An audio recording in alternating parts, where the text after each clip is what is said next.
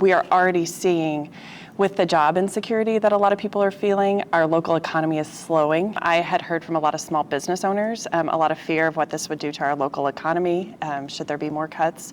For Hamilton, a community that relies heavily on a federal workforce, the job losses at both the U.S. Forest Service and Rocky Mountain Labs are making community members nervous. And council members feel they had to respond so they can prepare.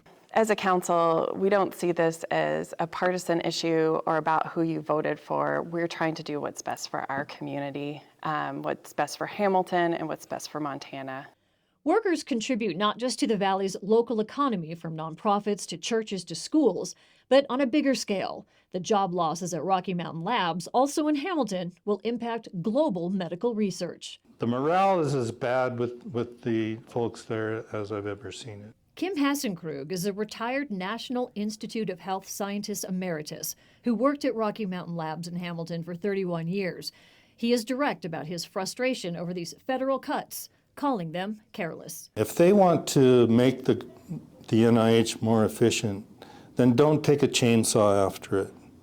Use a scalpel. Let the people who know the scientists, who know the programs, let the directors and the lab chiefs make the cuts. Scientists here work to unlock the biology of some of the world's most deadly diseases, from Ebola to Zika, bacterias and tick-borne illnesses. Then they develop diagnostic tools and create effective treatments and vaccines to combat them.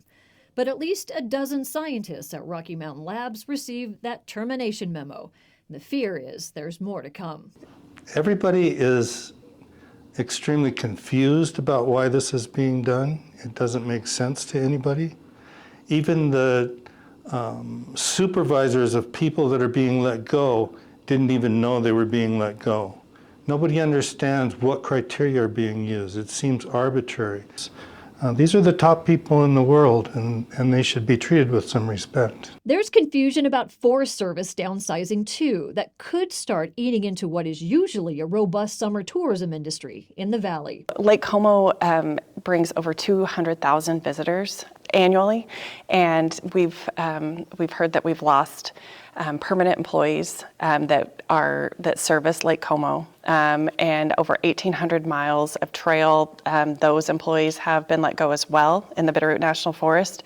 So the impact to our local city economy for tourism and for these people who participate in the local economy, it's really going to be detrimental and devastating if we lose more of these individuals. Cities like Hamilton are faced with a smaller workforce. They're continuing to look for answers and preparing to protect their economies.